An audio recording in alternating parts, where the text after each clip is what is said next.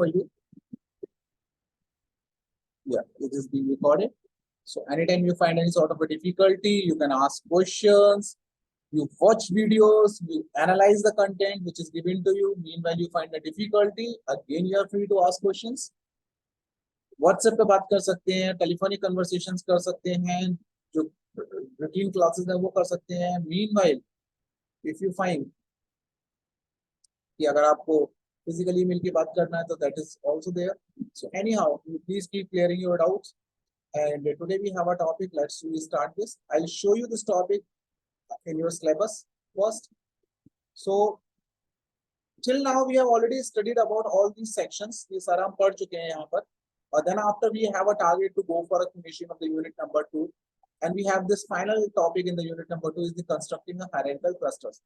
So the last time we were talking about the k-means clustering. So k-means clustering पिछली बार हम लोगों ने पढ़ा था. So now in the sequence we are moving towards constructing a hierarchical cluster. So hierarchical clustering क्या होती है? This is what the target today's target. So let's begin with this one. The content will be shared with you. Recording will be shared with you. Don't worry about that. Important part is the clustering. समझने की कोशिश करते हैं. तो देखो बड़ी interesting सी बात है, क्लस्टरिंग होता क्या है. जब हम क्लस्टरिंग की बात करते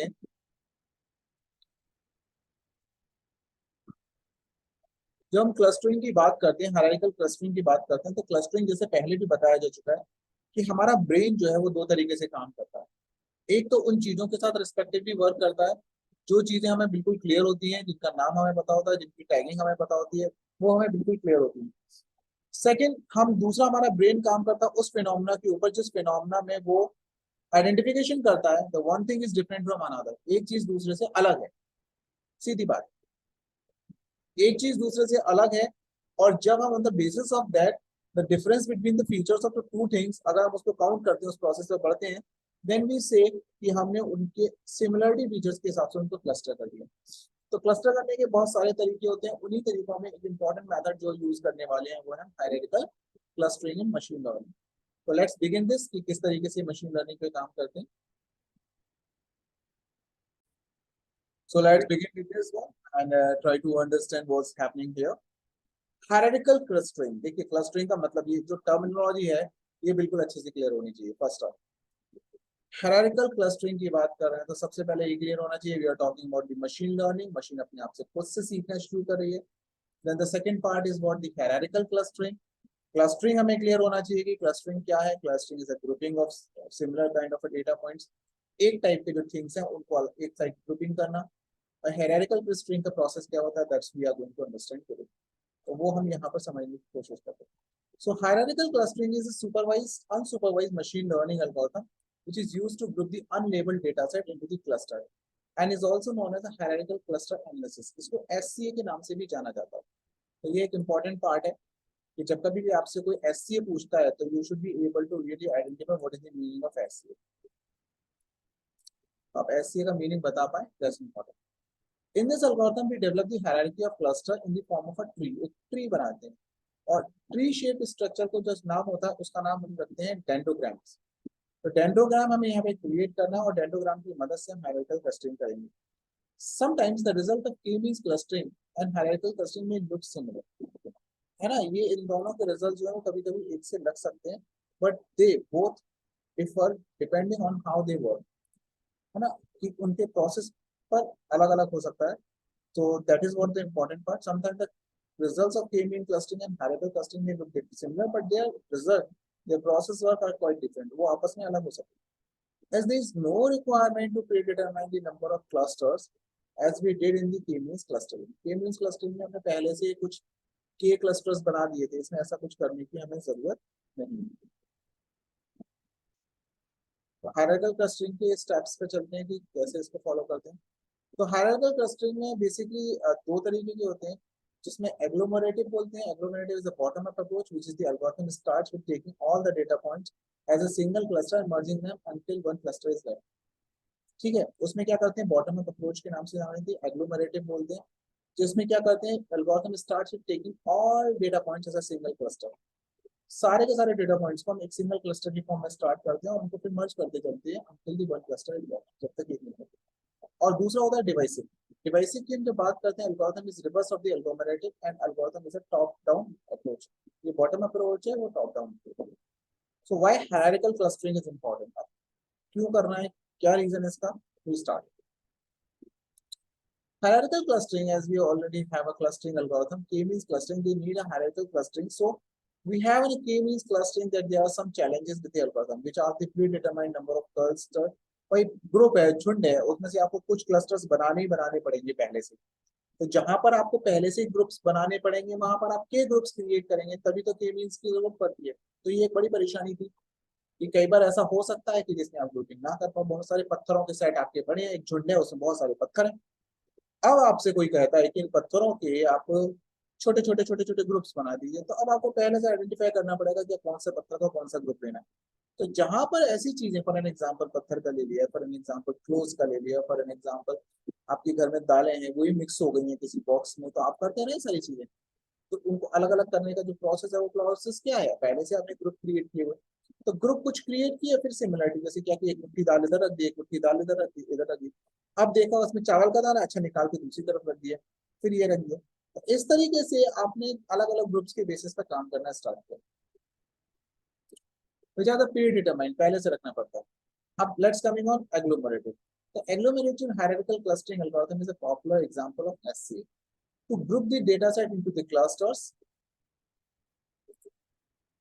it follows the bottom-up approach.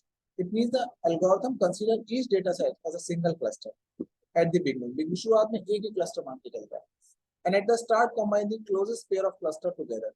It does not until all the clusters are merged into a single cluster that contains all the dataset. कैसे करते हैं? इसके steps follow करते हैं. Step number 1. Create each data point as a single cluster. Let's say n data points are there. आपके पास में कोई ये n data points है different. तो अब उन्होंने क्या किया, टेक टू क्लोजेस्ट, इनमें से जो पास है क्लोजेस्ट डेटा पॉइंट और clusters and merge them into one cluster. So there will be now n-1 clusters. एक बना दिया, दो का एक बना दिया, तो n-1 रहेंगे। Again take the two closest clusters and merge them together to form a cluster. There will be n-2.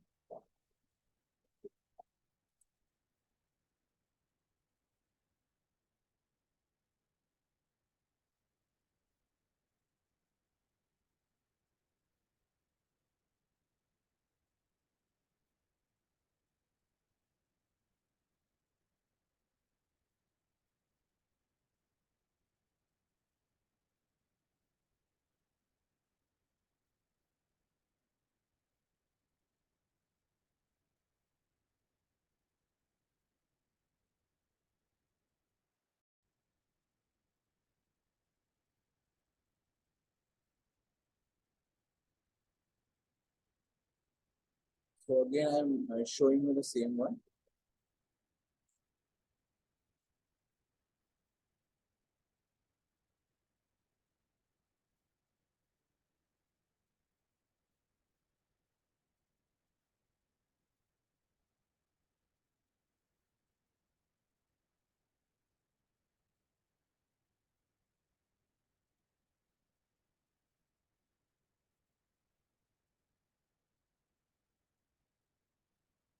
Just a minute.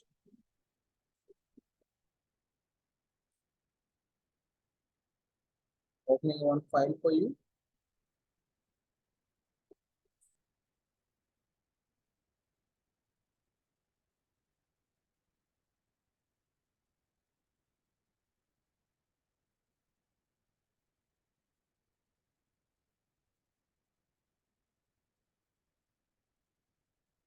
Hierarchical clustering analysis का हम लोग बात कर रहे हैं और उसी प्रोसेस के आगे हम बात कर रहे हैं। तो मुझे लगता है कि अभी तक ये बात समझ में आ गई कि दो तरीके के अप्रोच यूज कर रहे हैं, एग्लोमरेटिव यूज कर रहे हैं और डिसिसिव टाइप की यूज कर रहे हैं।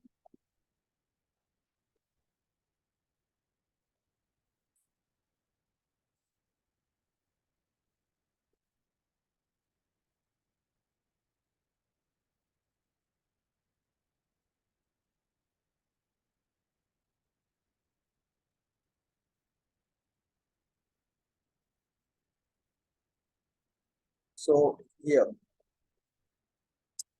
तो first of all got it, we have N data points, N data points में तो जो क्लोजेस्ट हुए उनके एक क्लस्टर बना दिए, ग्रुप बना दिया। देन व्हाट हैपेंड,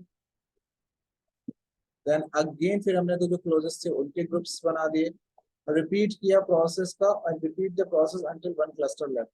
अब आपने इसका ग्रुप बनाया, अब इनमें से देखा कि ये इस ग्रुप में जा सकता है, जिस ग्रुप में भी ये जा सकता है उस ग्रुप में इसको अप्रोच करा like this, and similarly this one, and finally in दोनों ग्रुप को मर्ज कर दिया और तब तक मर्ज करते गए जब तक ये ग्रुप ना बने। So once all the cluster are combined into a big cluster, develop the dendrogram to divide the cluster as per the problem. इससे इसका डेंडोग्राम क्रिएट हो जाता है। तो ये आपने क्लस्टर लिया, measuring for the distance between the two clusters. अब single linkage the shortest distance between the closest point of the cluster. अब यहाँ पे क्या measure of the distance of two cluster. As we have seen,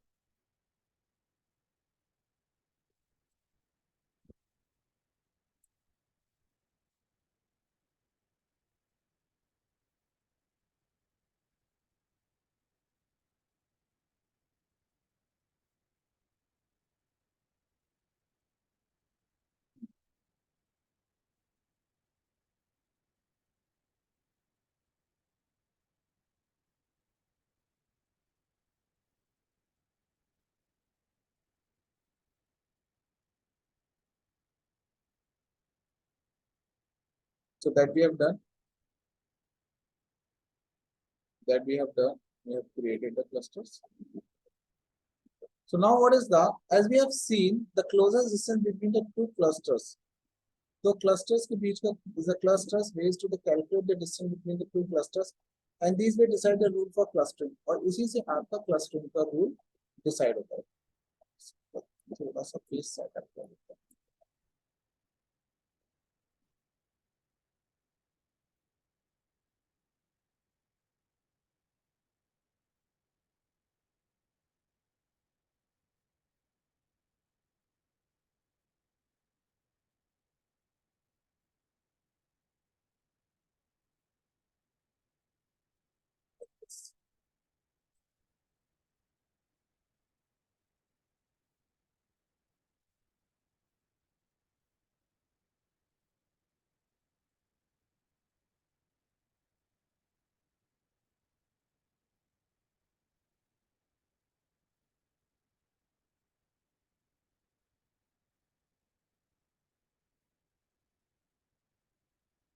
तो ये हमने grouping किया और ग्रुपिंग करने का नाम है। So as we see here,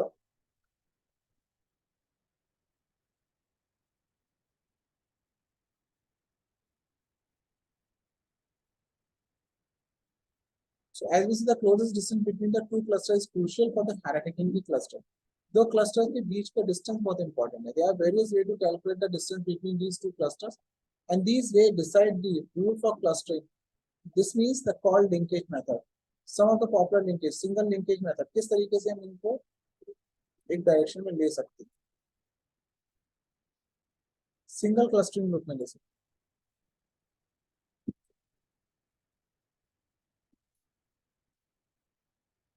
Rahul Sharma ji, कुछ पूछना हो तो पूछ सकते हैं विदाउट एनी हेजिटेशन, है ना। अगर आपको लगता है कोई डाउट है तो आप पूछ सकते हैं।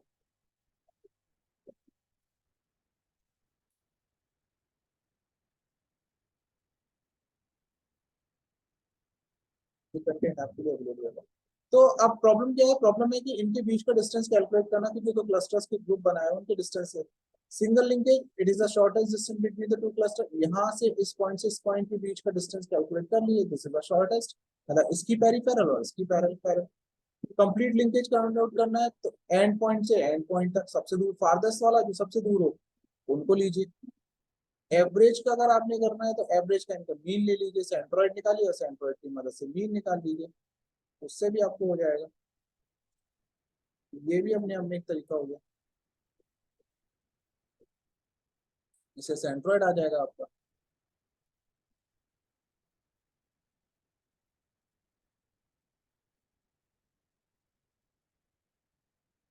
तो इस तरीके से ये डिस्टेंस आप इनकी इजीली कैलकुलेट कर सकते हैं बिना किसी परेशानी। Working of dendrogram, hierarchical clustering. अब इसका डेंडोग्राम कैसे क्रिएट किया था वो बड़ा इंपॉर्टेंट है, देखने लायक चीज है, वो तो समझदारी की चीज है, बड़ा मजेदार है। इसको देखते हैं कि कैसे क्रिएट करते हैं।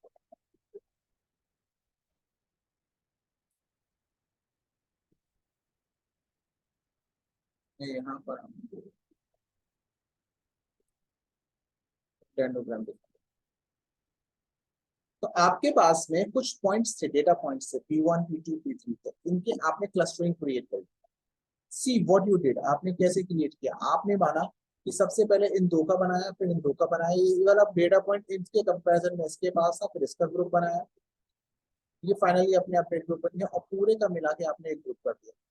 इसका मतलब है कि यदि आप चले, आपके पास में डेटा पॉइंट्स है, आपके पास P1 P2 P3 P4 और P6 तक के अगर डेटा पॉइंट आपके पास में है, so all these data points को ध्यान से देखिएगा, समझिएगा। मैं आपके लिए बड़ा कर देता हूँ, जूम कर दूँ। आप ध्यान से देखिएगा, अगर आपके पास में ये डेटा पॉइंट्स हैं P1 P2 P3 and P4 P5 P6, तो ये जब आपने स्टार्टिंग में यहाँ क्लस्टरिंग की थी, ये पॉइंट जो आपने स्टार्ट किया था, तो सबसे पहले आपने इस पूरे के पूरे एंड डेटा सेट पॉइंट फैले हुए थे इतने सारे, तो इन सारे के सारे में से आपने क्या किया, आपने दो को जो नियरेस्ट आपको दिखाई दिया, आपने उनकी ग्रुपिंग किया, वन। फिर इनके दो दूसरी ग्रुप आपने अलग क्रिएट किया। फिर आपने आइडेंटिफाई किया कि अरे इसमें से ये इसकी नियर बाई हो सकता है, ये इसकी नियर बाई हो सकता है, आपने ये ग्रुप क्रिएट किया। इस तरीके से दो ग्रुप क्रिएट हुआ, फाइनली उनका एक सिंगल ग्रुप किया, तो सिंगल क्लस्टर में आपने उसको कन्वर्ट कर दिया। डिस्टेंस मेजर करने के तरीके आपने कई सारे देख लिए। अब हुआ क्या, P1 P2 P3 ये सारे क्लस्टर्स बने, P4 P5 P6 ये सारे क्लस्टर्स बने। अब जब आप इनमें जाते हैं, P1 P2 P3 P4 P5 P6, ठीक है। अब यहाँ पर आपने देखा कि एक सिंगल ग्रुप है। अब आपके आपके अकॉर्डिंग P5 और P6 का अपना एक ग्रुप है, P5 और P6 का, लेकिन और P4 अलग है, लेकिन P4 P5 P6 एक सिंगल क्लस्टर के हिस्से हैं। ये डेंडोग्राम बनाने का तरीका है। सिमिलरली आप देखते हैं कि P2 और P3 एक सिंगल क्लस्टर का हिस्से हैं और P1 अलग है। तो P1 और P2 P3 का क्लस्टर और P1 ये एक सिंगल क्लस्टर के हिस्से हैं यहाँ पर। दैट्स वन पार्ट, एक पार्ट आपका यहाँ पर हो गया, और ये दोनों ही एक सिंगल क्लस्टर के, तो इसका मतलब हो गया है कि आपने उनका एक डेंडोग्राम बना दिया। और ये डेंडोग्राम बनाने में जो आप यहाँ पर ये जो डिस्टेंस लेते हैं, इसको बोलते हैं यूक्लिडियन डिस्टेंस, मतलब दो फीचर्स के बीच का डिस्टेंस निकाल के चलते हैं कि कितना है। तो इसके बेसिस पर आप चेक करते हैं कि मेरे P2 और P3 के बीच में जो लेवल अप हो रहा है वो कितना डिस्टेंस आ रहा है, तभी उनकी सिमिलरिटी इंडेक्स क्रिएट हो रही है। तो ये आपने थ्रेशोल्ड वैल्यू दे रखी है कि अगर 5 के नीचे गए तो सिमिलर हो गए, इसी वजह से ये सिमिलरिटी इंडेक्स इनकी यहाँ दिखाई दी है। फिर इस ग्रुप की और इस ग्रुप की सिमिलरिटी इंडेक्स कैलकुलेट करी, वो इतनी होनी चाहिए। इस ग्रुप की और इस ग्रुप की सिमिलरिटी इंडेक्स कैलकुलेट करी, वो इतनी होनी चाहिए। देखिए इससे डिफरेंट है, क्योंकि ये ग्रुप अलग है, ये ग्रुप अलग है। और फाइनली इन दोनों ग्रुप की सिमिलरिटी इंडेक्स कैलकुलेट किया और एक सिंगल क्लस्टर में आएंगे अगर इनके बीच का डिस्टेंस कितना हो। ऐसे कितने भी ग्रुप बनाए जा सकते हैं अगर वो इस थ्रेशोल्ड वैल्यू को से नजदीक है, बिलो है, तो ऐसे ग्रुप बना सकते हैं। तो ये इसी का यहाँ पर हम एक्सप्लेनेशन पार्ट देखते हैं और समझते हैं कि किस तरीके से ये एक्सप्लेनेशन लिखी गई है।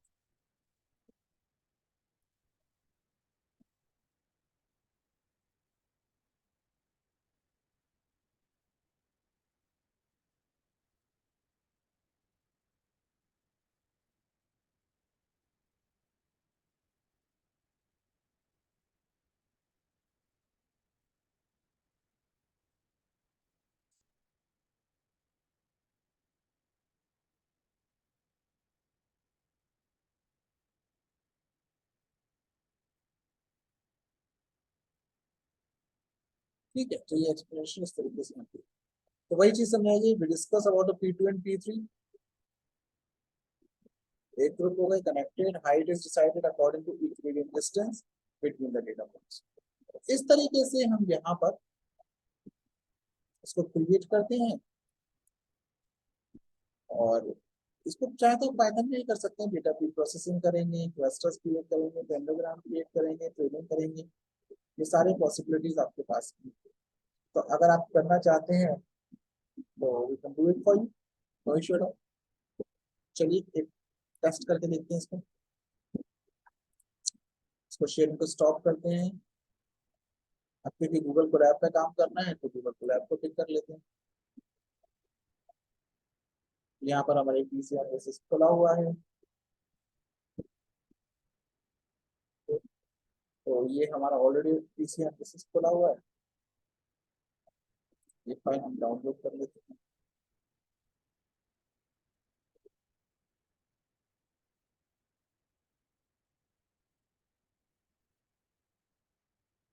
और इतना ही फाइल ओपन करते हैं।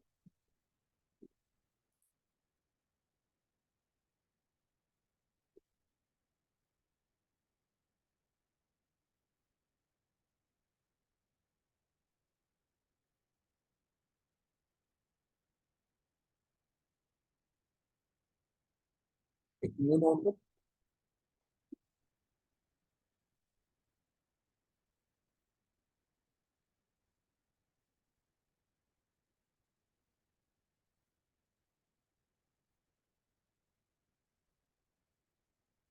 नाम डाल देते हैं। किस पर काम कर रहे थे हम लोग? एससीए पे कर रहे हैं ना। एससीए पे बना दिया। इम्पोर्टेंट है, जैसे पहले ही बताया, इसको कनेक्ट करना। कनेक्ट करते हैं।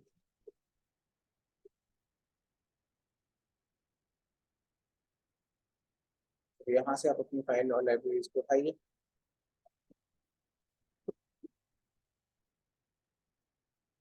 ये कनेक्ट हो गया।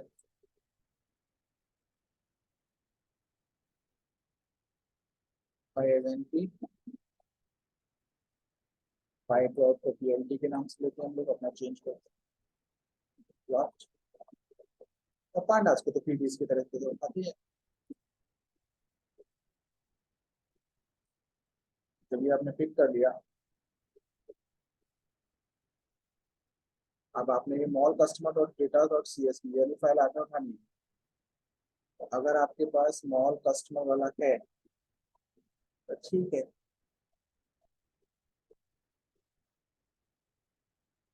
अपन भी रीड करते हैं डेटा सेट को। हमने जो रीड करने का डेटा सेट को रीड करने का तरीका बताया वो क्या बताया? फाइल को इंपोर्ट कर लिया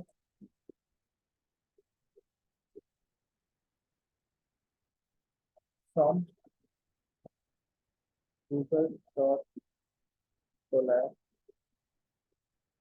इंपोर्ट फाइल्स। ठीक है। अब यहाँ पर आप अपलोड करेंगे। अपलोडेड इक्वल्स टू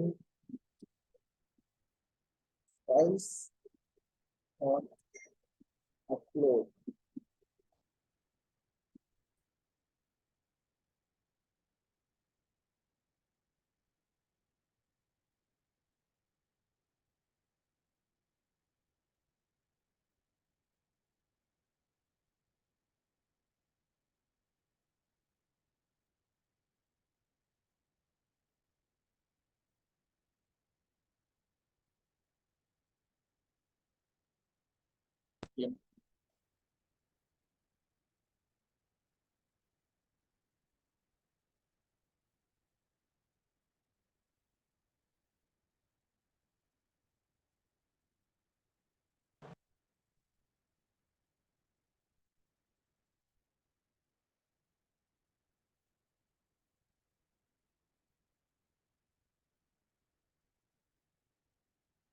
थोड़ा सिस्टम स्लो है, इसलिए एप्लीकेशन पार्ट में दिक्कत आ रही है।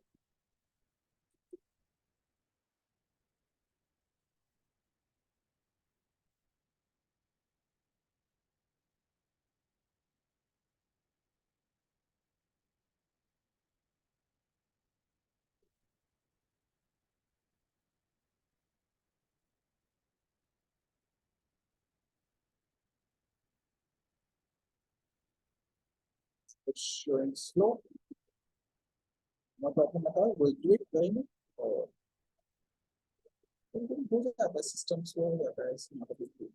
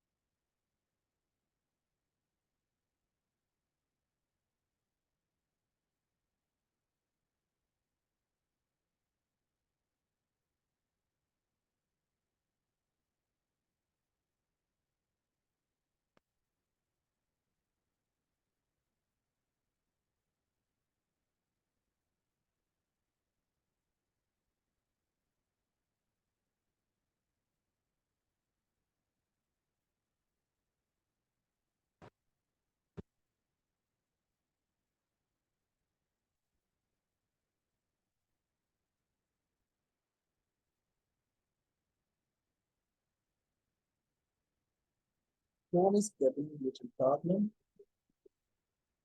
Yes, it's not opening.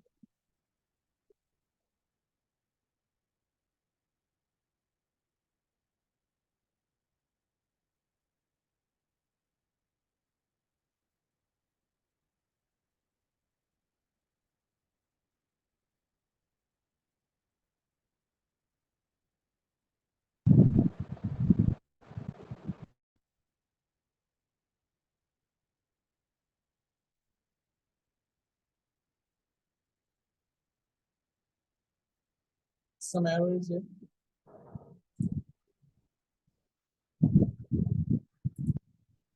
Waiting it, expecting it's working.